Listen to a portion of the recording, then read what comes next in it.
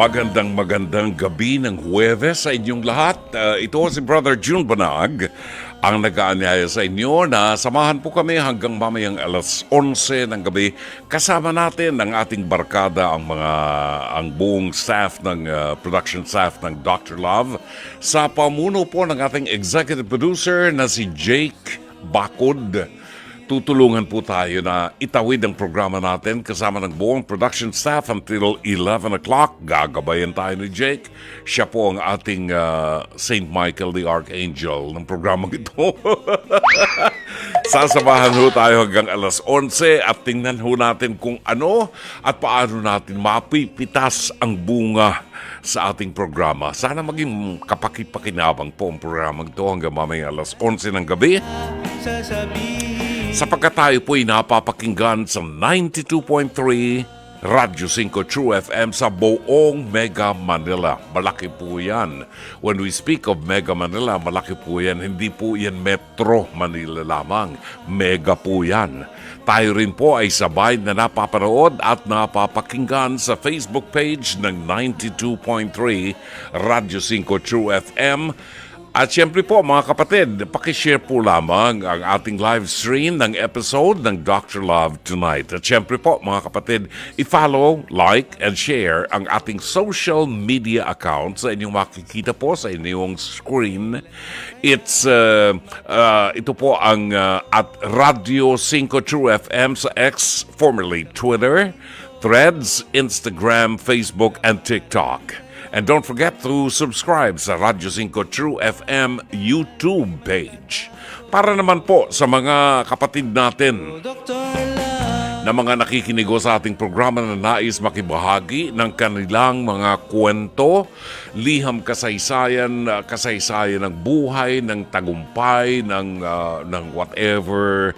Maaari po kayo magpadala ng mensahe o ng liham kasaysayan sa ating programa sa Dr. Love Facebook Messenger o dili kaya ay tumawag po sa ating hotline sa 863-15788 at 863-16674. Unahin po natin na ihatid sa inyo ang mabuting balita sa araw na ito, kafiestahan ni Saint Cyril of Alexandria.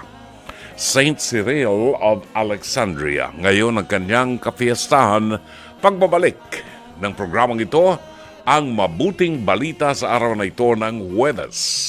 Spiritual.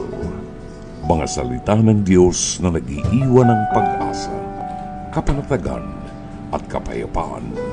Pagkain pang-spiritual, hango sa bagong tipan ng banal na aklat. Pagkain pang-spiritual. Narito ang ating pagkain pang-spiritual sa araw na ito ng Huwebes 27 ng buwan ng Hunyo, kafiestahan ni Saint Cyril ng Alexandria. Ang mabuting balita ay matatagpuan sa ikapitong kabanata ng Ebanghelyo sangayon kay San Mateo, talata 21 hanggang 29. Hindi ang bawat isa na nagsasabi sa akin, Panginoon, Panginoon, ay makapapasok sa paghahari ng langit, kundi ang gumagawa ng kalooban ng aking Ama na nasa langit. Sa araw na yon ay marami ang magsasabi sa akin, Panginoon, Panginoon, hindi ba sa iyong pangalan ay naghayag kami ng salita katulad ng mga propeta? At sa iyong pangalan ay nagpalayas kami ng mga demonyo? At sa iyong pangalan ay gumawa kami ng maraming himala? Pagkatapos nito, ipahahayag ko sa kanila, hindi ko kayo nakikilala. Lumayo kayo sa akin. Kayong hindi kumikilala sa kautusan ng Diyos. Kaya nga ang sino mang dumirinig sa mga pananalita kong ito at isinasagawa ang mga ito ay maiahalin tulad ko sa isang lalaking matalino na nagtayo ng kanyang bahay sa ibabaw ng bato. Bumuhos ang ulan at bumaha. Umihip ang malakas na hangin at hinampas ang bahay na iyon, ngunit hindi bumagsak.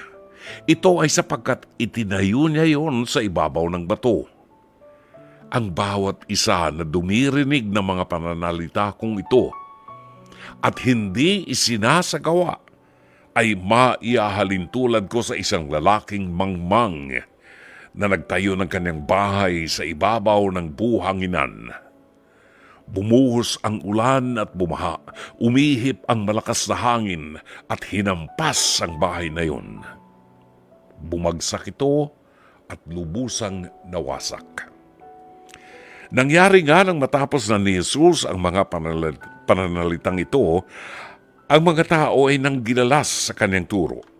Ito ay sapagkat siya ay nagturo sa kanila tulad ng may kapamahalaan at hindi tulad ng mga guro ng kautusan.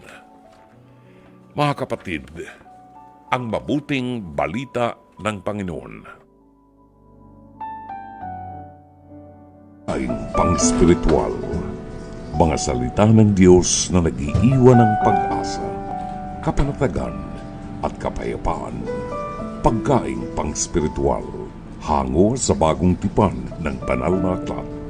Pagkaing pang-spiritual. Alright, oras na natin 9:51, 9 minuto na lamang po bago mag-alas 10 ng gabi, hagurin na natin.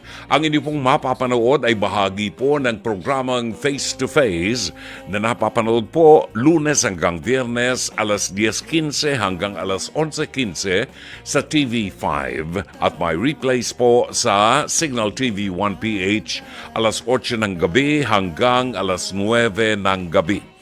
Kung meron po kayong mensahe, komentaryo, whatever message na meron po kayong nasa isip na gusto po ninyong ipahayag, may kinalaman dito sa kasaysayan na ating itatampok ngayong gabi, maaari po ninyong ipadala ang inyong komentaryo sa Facebook live stream ng 92.3 True FM o kaya ay sa FB Messenger ng Dr. Love. Or maaari kayo tumawag sa hotlines natin sa 863-15788 at 863-16674. Panoorin po natin ang ating episode ngayong gabi sa Pez to Pez, hirit ni Dr. Love. Pinamagatan po itong Wire, Wire, Wire, Delilah. Narito, panoorin po natin. Ano itong nangyayari sa mga nakawan sa inyong lugar, Ate Pearly?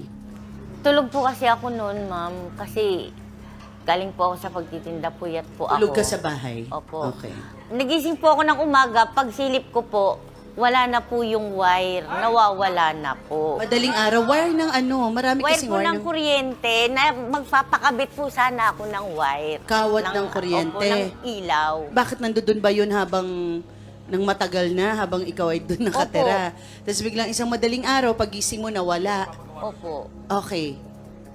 Anong nangyari? Sino Yun nga- nagnakaw? Yun nga po, nagsisigaw po ako nung umaga na yon. Nung pagkasigaw ko po, lumabas po yung kapitbahay ko at nagsabi po sa akin na si Jordan nga raw po ang kumuha. Nakita niya raw po doon sa loob ng bahay ko na andun daw po siya at lumabas. Okay, so teka, linawin lang natin, spare ng wire ng kuryente. Magpapagawa Ito, raw ha? siya ng ano Kasi- magpapagawa siya kaya meron siyang wire.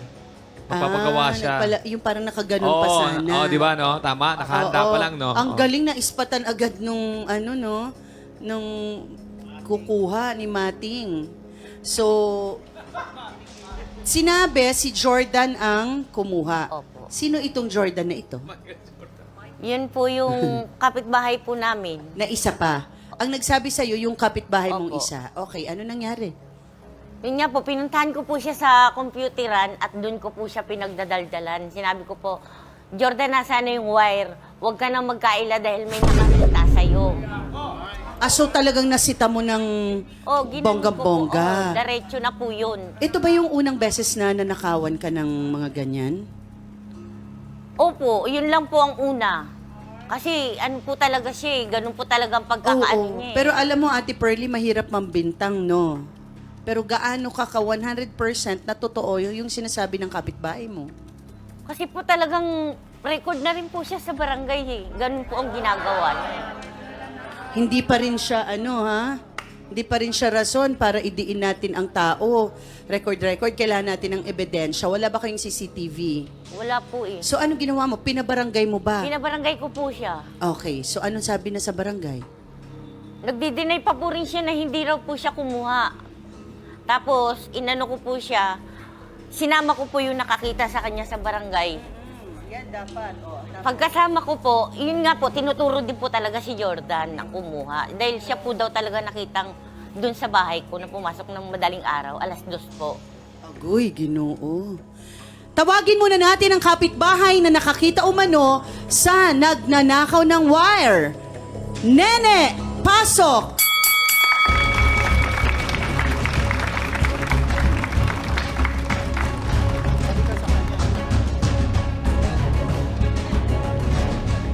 Nene, nakita mo ba talaga na si Jordan ang kumuha ng wire? Kasi po, Ilang porsyento? Nagdako rin po kasi sa akin siya ng Ilang cellphone. porsyento? Mga 20 po. 20% Ay, 100 lang? po. 100%. Okay. Dahil may experience na rin siya sa'yo. Opo. Yung cellphone po kasi niya, yung cellphone ko nakapatong lang sa drawer. Ngayon, umalis kami ng bahay naka-charge. Parang nasalisihan lang po kami niya. Ngayon sabi ko, wala naman po akong ibang inaano ko. Talagang siya lang yung taong nakatayo doon. Kaya nasabi ko, 2 beses po yun. Yung nakaraang buwan po, tsaka yung bago ko pong biling cellphone. Okay, etong wire naman ni Pearly, ikaw yung nakakita ulit. Opo. Paano? Nung bandang 2:00 po naman ng araw lumabas ako, nakita ko siyang pumasok. Ngayon tumayo ako dun sa gilid. Nakita ko siyang pumasok, lumabas. Hindi ko lang po alam kung siguro sa likod niya, na may sa likod ng t-shirt niya, may nakaano siya doon. Hindi ko lang po sigurado kung wire po yun. Okay, dikit-dikit ba yung bahay nyo? Hindi naman. Dikit-dikit naman po. Parang ano lang po. Dikit-dikit po. O pero 2:00 sa madaling araw. Kasi yung dito bakit po- ka nasa labas? Ako po, galing po kasi ako nung trabaho. Sa gulayan po kasi ako ng palengke. Ni Ate Pearly. Nanay Ruth, pasok.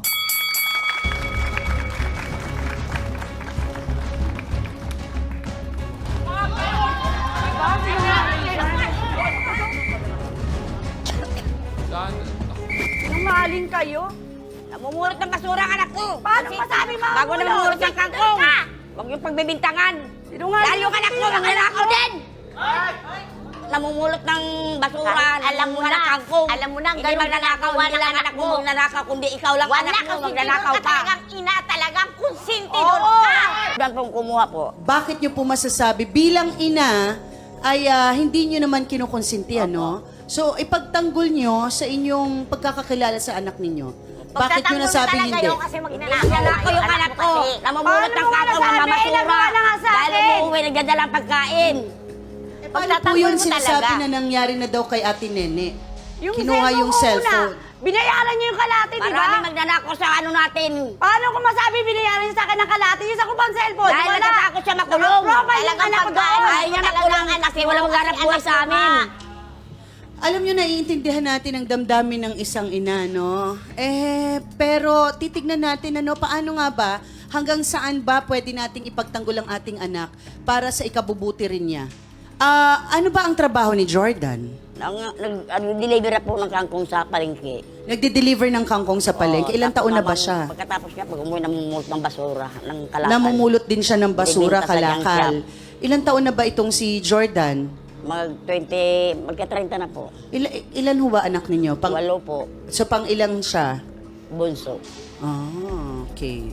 Hindi daw ito yung unang pagkakataon na nireklamo yung anak ninyo. Apo. So ano ba ang nangyayari talaga? Mayroon ka bang gustong sabihin sa amin? Bakit nagkakaganito? Kasi hindi naman pwedeng reklamo ng reklamo yung mga tao nang walang dahilan. Kasi po, ang alam ko po, namumulot siya ng basura, ng kalakal. Tapos nangunguha siya ng kangkong, dinideliver niya po sa palengke. Pag uwi niya, nagdadala siya ng pagkain sa amin kasi siya lang naghanap buhay sa amin. Pero nalalaman mo na pinatatawag sa barangay, may nagrereklamong Nene, may nagrereklamong Pearl. Opo, alam ko po nagreklamo sa barangay. Pero pinagsasabihan ko naman siya, huwag kang maggagalaw ng mga sa kapitbahay natin kasi nakakahiya. Alam niyo itong kasong to talagang si attorney talaga ang dapat maging chairman dito. Kasi ang sa akin dito, sa bawat isang akusado, ang pagkakaalam ko lang sa batas natin, ay kinakailangan merong ebidensya tayo, dokumento na magpapatunay at magdidiin na siya talaga ang nagnakaw. Hindi po pwedeng yung kaba ko lang, yung hinala ko lang. Kailangan merong ebidensya talaga na solid na magpapatunay na nakita niya, susumpaan niya na siya ang nagnakaw talaga. So far, wala pa akong makita. Pero ang isang bagay lang na nagpapakaba ng aking damdamin, yung pinirmahan nitong si Jordan na siya ay magbabayad ng 300 pesos a month. Rather, a week. I'm sorry. Kasi doon sa bagay na yun, at tinatanong ko sa sarili ko, Nanay Ruth, may abogado ba na nagpaliwanag sa kanya kung ano yung pinipirmahan niya? Alam ba niya yung pinipirmahan niya na in a way, parang mapapalagay siya doon sa guilty na posisyon dahil magbabayad siya doon sa bagay na hindi ko ninakaw.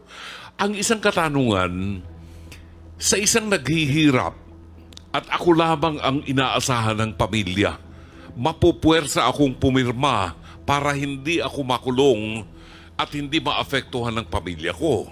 See? Yun ngayon ang dapat na tingnan ng ating mata ng batas. Ganun pa man, Aling Ruth, ang sa akin po bilang isang magulang din, kung maraming nagre-reklamo sa anak natin, medyo masakit yun. Kasi nagiging problema sa lipunan yung ating anak. Panahon na siguro para pag-aralan natin ano ang mga nirereklamo, ano ang pagkukulang ko, ano ang kulang sa formation sa paglaki ng aking anak, paggabay ko sa kanya. Hindi po katwiran ang mahirap lang tayo. No? Dahil ang mga bata lumalaki yan kasama natin. Sa ating mga magulang, tayo po ang maghuhubog sa pagkatao ng mga anak natin. Pag marami nang nagrereklamo, hindi ko sinasabing guilty, pero baka may problema po. No? So, ito ay para sa mga magulang din na nanonood sa atin. Maraming salamat, Dr. Love. Walang anuman, Mama Carla. Ayan, maaari ho kayo magbigay ng inyong reaksyon sa ating napanood ngayon. Pwede ho kayong tumawag sa ating mga linya ng telepono or pwede kayong magpadala ng inyong mensahe sa Facebook live stream ng 92.3 True FM or sa FB Messenger ng Dr. Love or pwede ho kayong tumawag sa 863-15788 at 863-16674. Babalik ang programang Dr. Love Radio Show ganap ng alas 10:02 ng gabi. Narinig po natin ang Paskong-Pasko na, no? Ang sarap lang ng feeling. Ang sarap ng feeling. Paano ngayon yung mga Pilipino sa labas ng bansa, yung mga OFW, na mga nangangarap na talagang umuwi na sa Kapaskuhan dito sa ating bansa? The truth is, talaga hong iba ang Pasko rito sa atin. Pinakamahabang selebrasyon ng Pasko dito sa Pilipinas. Kahit nandun ka sa Amerika, kahit nandun ka sa Europa, kahit nandyan ka sa Middle East, hindi ho maipapantay sa selebrasyon natin dito. Kaya maraming Pilipinong gustong umuwi sa panahon ng Kapaskuhan at kaya mas mahal ang ticket papunta rito sa Pilipinas pag December. Okay, narito po yung mga nag-text sa atin, si Daddy. Daddy, sabi ni Daddy, Dr. Love, pawati po, please. Birthday ko po bukas. Bukas ang 28 ng Hunyo. Alam ko, mabait yan. 28 ng Hunyo, mabait yan. Pihado kasi pinanganak po yan ng June. Happy birthday sa iyo, Daddy. Sol Villegas, hello, Dr. Love. Always watching here at Mega Heights Subdivision sa Gusa, Cagayan de Oro City with my hubby, Rene Edralin Villegas. Naka-like na, na-share na din po namin. Maraming salamat po sa inyo. Buhat naman kay G. Nakar Nelvida. Hello, good evening, Dr. Love. Watching you from Calibo, Aklan. Naku, napasyal kami dyan sa Calibo, Aklan, yung panahon ng ati-atihan. Napakasaya dyan at ang mga tao ay laging mga nakangiti. Lance Abilion ng Sampaloc, Manila, nagpapacheck ng attendance as well as Maribeth Rosillo, Javien, Marvin Riabad ng North Caloocan. Buhat po sa City of Angels, Los Angeles, California, nagpapacheck ng attendance si Edwin Romero. Maraming salamat, Edwin. Sherry Picho ng Seattle, Washington. Lina Ho ng Plaridel, Bulacan. Agnes Javier, magandang gabi ho. Agnes, kaibigan natin to. Matagal na natin kaibigan yan. Buhat naman kay Lynn ng Brussels, Belgium. Hello, Dr. Love. Good evening. Pag-greet naman po ang pamangkin ko sa Florida, Blanca, Pampanga. Si Saysay Pacheco, happy birthday to you. Enjoy your day, sweetie, from Tita Lynn ng Brussels, Belgium. Ay, taga Pampanga pala ito sa Florida Blanca, Pampanga, si Saysay Pacheco. Eh di batiin natin ng happy birthday. Happy birthday sa'yo. At sana'y marami pang birthday na happy ang dumating sa buhay mo. Dakal ng salamat. Carmelita Lina Neira, Angelita Banataw ng Pateros, magandang gabi at happy listening. Chato sa Avedra Sakluti, ang ating kaibigan, dekadang kaibigan na po yan. Nakikita naman sa mukha niya kung ilang dekada na siya. Judith Vicente ng North Caloocan, Amadeo Giorgio Gonzalez at Mommy Lordleen Gonzalez ng Metro Davao. Good evening po sa inyong dalawa. Ako, kasama natin to sa ating European Pilgrimage. Papa, kukwento ko mamaya yung mga pupuntahan natin sa European Pilgrimage natin sa October. Ho. Abangan nyo yan. Ho. Susan Reyes Montinola ng San Pedro, Laguna. Lori Feria Flores ng Pasay City. Good evening and happy listening buhat sa Kuwait. Si Alani Hunko. Lilibet Pernesita ng San Juan na hindi ho nambasa ng tubig nung kafiestahan ng June 24. Diyos ko! Talaga nakakainit ng ulo naman yung mga nananadya naman talagang ewan ko. Kung anong gagawin ng City of San Juan yan, doon sa mga talagang nang walang hiya ng kapwa. Totoo naman talaga yun eh. Lilibet Pernesita, isa po sa ating mga pilgrims na talagang love na love ko ito. Lilibet Pernesita, good evening po. Pag-greet po kay Mang Erning Clarisa ng Barangay Isabelita, San Juan City. Idol daw niya kayo at avid listener niyo for 20 years. Wow, Mang Erning! Maraming salamat. Alam po ba ninyo, Mang Erning, hindi lang ninyo nalalaman, pero paminsan-minsan po, nandin dyan ako sa bahay ni Lilibet Pernesita at dyan kami nagkakainan. Mga barkada namin. Barkada ko po kasi yan, si Lilibet. Pagkatapos na maging pilgrim namin, naging barkada na ho namin yan. Sol Villegas, watching you here at Mega Heights Subdivision, Gusa, Cagayan de Oro City with hubby Rene Edralin Villegas, Lilian Panaligan Buen ng Paranaque, Delector Lilibet Delector ng Quezon City, Lynn Atienza Evora, magandang gabi ho. Nene Solomon ng Palawan, Puerto Princesa, Palawan, magandang gabi. Sadin Kamapakun, Nene Solomon sa Palawan. Macmac Santos and Arden Clerigo Cornelio, binabati ho natin ang magandang gabi at happy listening. Batiin natin ang ating mga barkada, sina Engineer Mercy Santos, Elsie Flores ng Pasig City, si Zenny Raimundo ng Serendra One diyan sa Bonifacio Global City, Zenny Dayang Hirang, Marivi Viola, Roy Bulisay, Myra Bulisay Lee at Elizabeth Villa Gonzalo ng Makati. Nasa linya si Teacher JC Kalasikas. Teka muna, nakita ko ito. Nasa ospital to eh. Na high blood to eh. Teacher JC, magandang gabi sa iyo. Brother John, magandang gabi po. Ikaw ba nasa ospital pa? Yes, nandito na ako sa waiting area. Nasa ward ka na? Opo. Oo. Okay na po. Normal naman na aking Normal lang takbo ng isip mo. Kasi po, ang mangyari kasi, Brother John... Ano ba kinain mo? Ano ba nangyari sa'yo? Na high blood ka? Gulay lang po kinain ko kanina. Tantanan mo ko. Walang baboy. Hindi kasi, Brother John... Tantanan mo ko. Paano ka kumain ng gulay tapos sa taas ang high blood mo? Paano nga yun? Kasi, Oo. nag-ano ko kanina, Brother John, nag-donate po ako ng dugo para kay father ko. Oo. Anong kinuha na ako ng dugo, nanginginig yung braso ko. Kasi malamig yung area. Karayom. After ko, Okay. yun. Okay. Then, nahilo ako. Yun nga po. Diyos ko naman. Malamig Medyo- lang, nahilo ka na. Opo, Tumaas ang first time presyon. kasi. Baka natakot. Ano po yun? First time po yun. Dahil pangapat ko na po itong nagdodonate ako ng dugo. Alam mo, maganda yung pagdodonate ng dugo, pero bakit tumaas ang presyon mo? Ayun nga po, baka yung bumiyahe po ko galing Bulacan.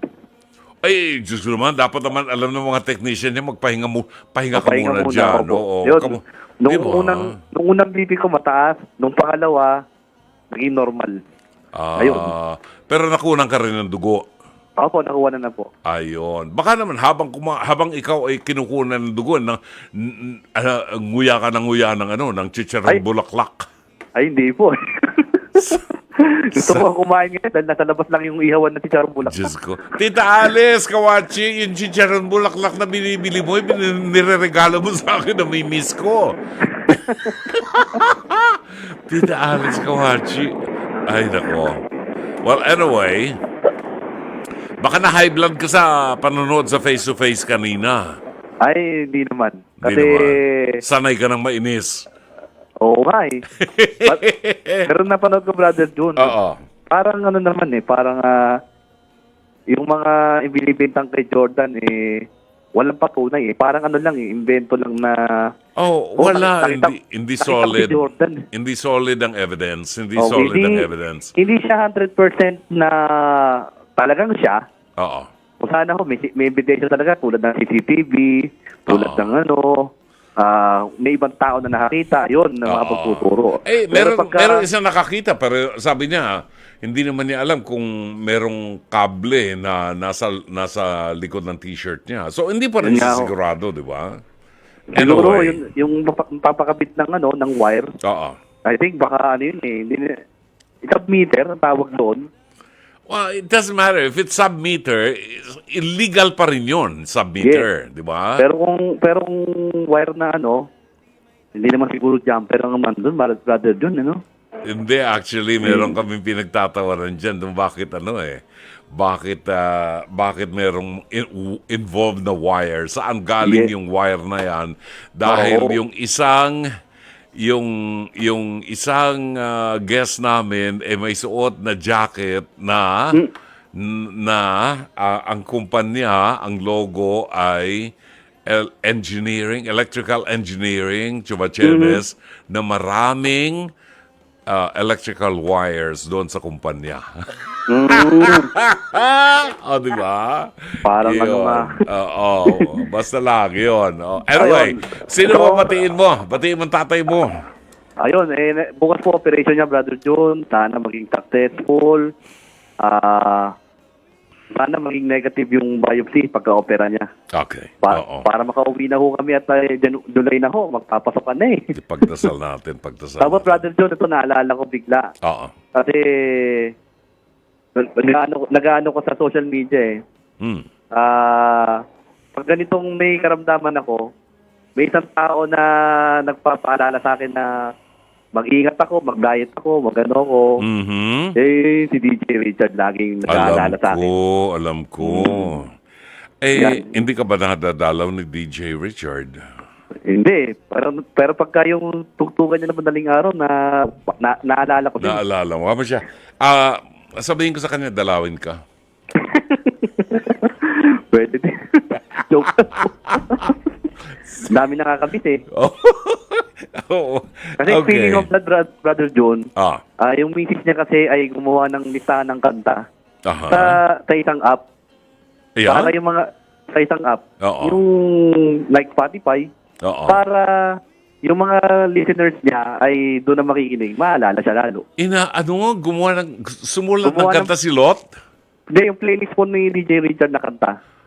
Yung playlist. Lahat po. Lahat ng mga oldies, Oo. OPM. That's very nice. That's very nice. Para po maalala siya lalo. Oo. Okay, sige. Maraming salamat, Maraming Teacher salamat, JC. Brother Jun. Thank you. Magandang gabi po. Si JC Kalasikas po yan ng Bulacan, 24 minutes after 10. Abangan nyo ho, oh. Abangan nyo ang ating tawag dito, ang ating liham kasaysayan na ating tatalakayin. Samantala, gusto kong paaniyahan po kayo dahil on October 5 to 21, magkakaroon po tayo ng ating pilgrimage, pinakahihintay na pilgrimage.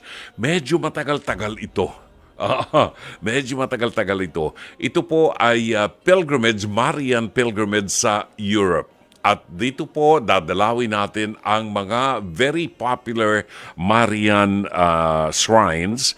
Like for example, uunahin po natin, magtutungo tayo sa Fatima, Portugal. Pupuntahan po natin ang apparition site ng Mahal na Birhen ng Fatima sa Cova da Iria. Cova da Iria sa Fatima, Portugal. Magtutungo tayo sa Avila, Madrid, kung saan pupuntahan po natin ang monasteryo ni Santa Teresa de Avila. Alam nyo, ganda, napunta ko dyan eh. Ang magandang mapuntahan dyan, yung kanyang cell, yung kanyang kwarto ni Santa Teresa de Avila. Makita nyo, nandun pa yung kanyang urinola. Oo, nandun pa. Urinola ng madre. Yon, okay? Sa Avila po yan. Magtutungo tayo sa Madrid. Pupunta tayo sa yung isang lugar sa Madrid na gustong-gusto kong puntahan. Yun pong Our Lady of the Pillar. Shrine ng Our Lady of the Pillar. Pupuntahan din natin ang Montserrat. Our Lady of Montserrat. Na ito po ay pinuntahan, nag-pilgrimage dito si Saint sino ba itong founder ng Jesuits? Nalimutan ko ng pangalan. Giorgio. Pangalan ng Jesuits. Di ba? Mga Jesuita, yan. Nagpunta doon. And then of course, tutungo tayo sa shrine ng Our Lady of Lourdes sa Grotto de Massabielle sa France. Ang dami nating pupuntahan. At you will enjoy it. Now, the good thing here is, pag kayo po ay sumama sa isang group pilgrimage katulad po ng aming grupo, wala na kayong po problemahin. Pag sasakay na lang kayo ng eroplano, may pagkain pa sa eroplano, di ba? Pagbaba nyo sa unang destinasyon natin, paglabas po natin ng airport, may nakaabang na sa inyong air-conditioned bus na sasakyan po ninyo. May maglo-load ng inyong maleta sa bus, mauupo na lang kayo. Pagkatapos meron tayong tour guides, English-speaking tour guide. Of course, during the trip, kasama niyo si Brother June para siyang mamuno sa atin ng reflections, prayers, yan. Pag-uusapan natin mga, yan, St. Ignatius of Loyola. Oo. Si St. Ignatius of Loyola ay nagpunta dyan sa Our Lady of Montserrat. At dyan isinuko niya yung kanyang espada. At pinangako niyang hindi na siya sasama sa gera. Well, anyway, okay. Pupuntahan natin yung mga lugar. Napakarami po nating pupuntahan. And then, hindi na tayo magbubuk ng hotel.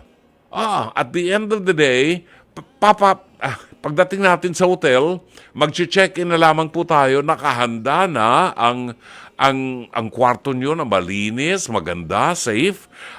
Pagkain nyo kasama na, ang pagkain sa breakfast, lunch, and dinner.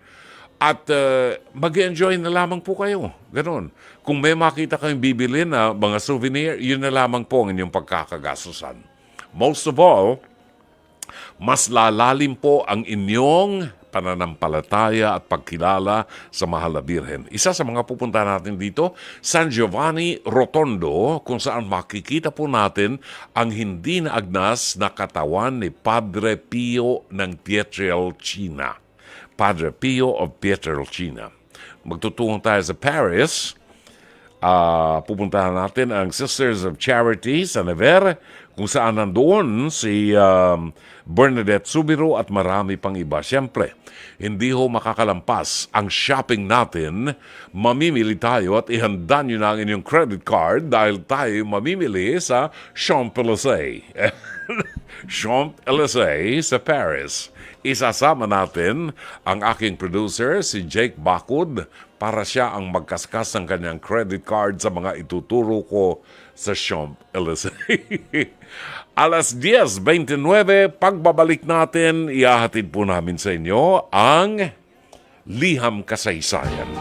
Ang ating oras, ganap ng alas 10:33 ng gabi. Magandang gabi at batiin ho natin ang Templado family sa pamuno ng ating kaibigan si Riza Templadong Parang Kape ng San Pedro, Laguna. Magandang gabi rin kay Yek Lopena, Susan Montinola ng San Pedro, Laguna. Maraming salamat sa inyo.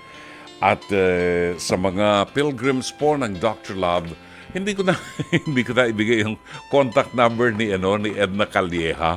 Ano nga number ni Edna Calleja? Pwede kayong tumawag if you're interested in joining our pilgrimage this coming October 5 to 21 sa Europa. Kasama niyo po si Brother June. Ay pwede kayong tumawag at mag-inquire. Kung meron po kayong email address, paki-text na lamang po ang email address nyo kay Edna Calleja para maipadala po niya sa inyo ang itinerary natin, yung mga lugar na ating pupuntahan. Ang kanyang numero ng telepono 0925-752-2230. 0925-752-2230. Edna Calleja. At sa mga pilgrims po ng Dr. Love, magkakaroon tayo ng reunion, katuwaan, kwentuhan, flashback ng mga story natin sa matagal na panahon din natin pagkikita. Magkikita po tayo sa June 30 sa Cafe Ilang-Ilang sa Manila Hotel. Lunchtime po ito, kasama ng selebrasyon ng birthday ng inyong lingkod. Maraming salamat sa organizers, sina Kumaring Zenny Dayang Hirang, Lilibet Penasita at si Mark Herrera. Sila po nagsaayos yan. So magkita-kita tayo sa June 30, this coming Sunday, sa Manila Hotel, Cafe Ilang-Ilang for lunch at mga kwento-kwentuhan po natin. Narito ang Liham Kasaysayan, padala ni Lorna ng Alcobar, Saudi Arabia. At kung sakaling meron po kayong suliranin o problema o kasaysayan ng buhay, nakapupulutan ng aral, maaari po kayong magbahagi sa ating programa.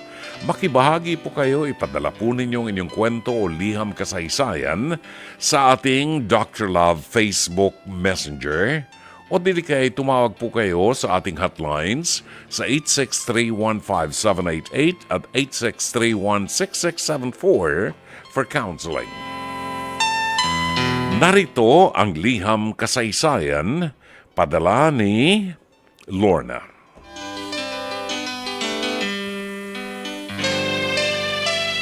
Dear Dr. Love, good evening po sa inyo at sa mga avid viewers at listeners ng inyong programa.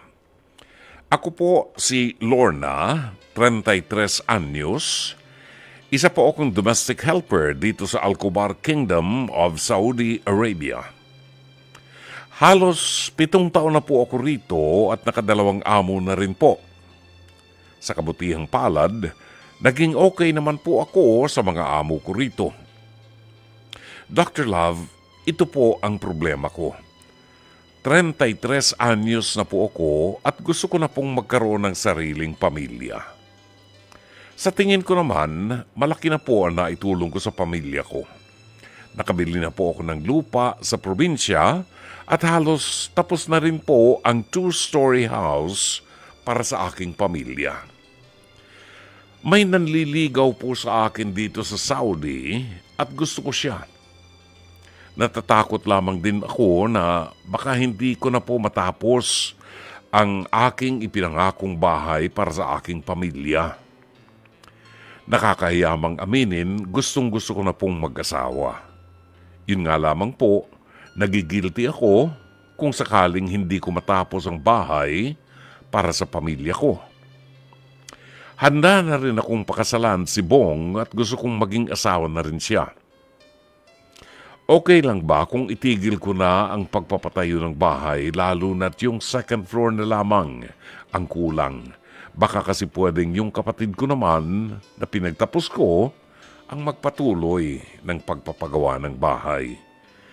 If ever, selfish ba ako, Dr. Love? Or is it time na ba to give myself yung dapat na para naman sa akin? Ayoko rin namang sumama ang feelings ng aking mga magulang. Please help me decide, Dr. Love, please. Thank you so much po and more power to your show. Gumagalang, Lorna ng Al-Kubar, Saudi Arabia.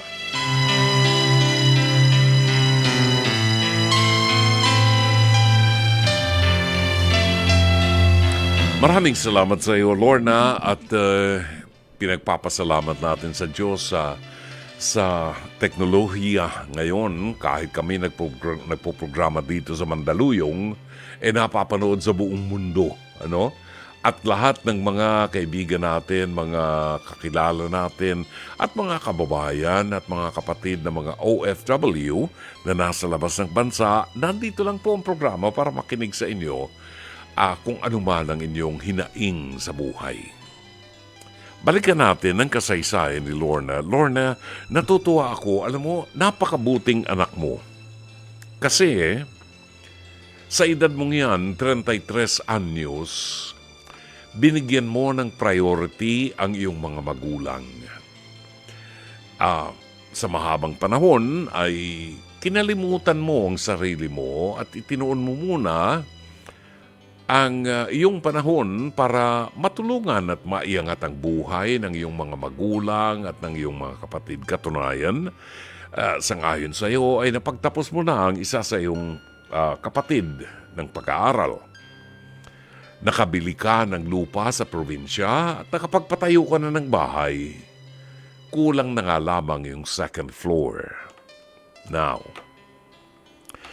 masama ba na hindi ko tapusin yung pinagagawa kong bahay, no? Kung ako ang tatanungin mo, I think it's about time, Lorna, na tingnan mo naman ang kinabukasan mo at ang kaligayahan mo. Kasi 33 anyos ka na. Mabuti may syota ka ngayon, you know? Paano kung ipatatapos mo ang bahay na pinapagawa mo, matapos mong makabili ng lupa, ng lote, pero umabot ka na doon sa edad na baka mahirap na kung hindi man delikado ka ng magbuntis o magsilang ng sanggol. Kasi advanced age ka na, 33. So ito yung panahon, Lorna, na kinakailangan tingnan mo rin ang kinabukasan mo at ang kaligayahan mo. Well, hindi naman natin iiwanan ng ating pamilya, hindi naman natin iiwanan ng iyong mga magulang, I'm sure, kahit papaano naman, kahit bare-barya magpapadala ka sa mga magulang mo dahil alam mo, di ba, na umaasa rin sila. Pero hindi naman dapat umasa ng 100% sa isang anak na katulad mo na nagpapakakuba sa paghahanap buhay. Kasi kailangan paghandaan mo rin ang iyong kinabukasan, ang kaligayahan mo. Kasi baka magsawa na rin yung boyfriend mo sa inang kaintay, baka humanap na ng iba. Now, paano yung pinapagawa mong second floor ng bahay mo? Siguro, sa isang magandang komunikasyon, mas makabubuti na kausapin mo ang iyong mga magulang at ang kapatid mong pinagtapos mo ng pag-aaral, na siya naman ang magsikap ng bahagya para maipatapos yung second floor ng iyong bahay na ipinagagawa. Kung ako ang tatanungin mo, you have done your part already. Nagampanan mo na ang tungkulin mo, napagtapos mo na ang kapatid mo, nasuportahan mo ang mga magulang mo for longest period of time, kinalimutan mo ang sarili mo sa mahabang panahon, At ito na ang panahon para bumuo ka ng isang masayang pamilya. Pamilyang umiinog sa pag-ibig. Pamilya na nandyan ang iyong mga anak na nagtatakbuhan, maingay ang bahay, at ito ang hinahanap ng mga magulang. Hindi mapapalitan ang kaligayahan ng isang ina na makita ang kanyang mga anak at ang kanyang asawa na nakatira sa isang bubong. Dalangin ko na sana ay maayos mo ang lahat at pagtuunan mo rin ng pansin ang iyong pangsariling kapakanan. Sana ay natulungan ka ng palatuntunang ito. As always, Dr. Love, half as much. Bago tayo magpaalam, pasalamatan lang natin si Rosie Roy ng Calasiao, Pangasinan, San Miguel, Calasiao, Pangasinan, si Andrea Enamoto ng Tokyo, Japan ay nakikinig sa atin. Si Joseph Entugay, isa sa inyong tagapakinig sa radio from Taytay, Rizal. Maraming salamat, Dr. Love. Nayel Calvadores ng Phoenix, Arizona. Naku, napasyal ako dyan sa Phoenix, Arizona. I drove all the way from West Covina, California hanggang dyan sa Phoenix, Arizona. Napakagandang lugar. And si Natnat Medrano Cayago ng Nueva Ecija, pinasasalamatan natin. Bueno, hanggang dito na lamang po ang ating programa. Magbabalik po tayo bukas alas 9:30 ng gabi hanggang alas 11 dito rin po sa 92.3 Radyo 5 True FM kung gusto niyo makadinig ng Christmas carols bukas. Maraming salamat po sa inyong lahat sa ngalan ng ating General Manager ng Nation Broadcasting Corporation, Mr. Raul de la Cruz, sa ngalan ng ating Head ng Programming and Production, Alvin Maanyo, Cherry Baile, ang ating Operations Manager, ang ating Executive Producer, Jake Bacud, Direct Sheikh Mamaril, Technician Rome Ortigas, ang ating Orad Operator Mike Santillan, PA and Avid Operator Mike Bulay-Og. Ito pa naman ang inyong lingkod, Brother June Banaag, OP, pansamantalang magpapaalam. Hanggang bukas muli, magandang gabi. Maraming salamat. Shalom Aleichem.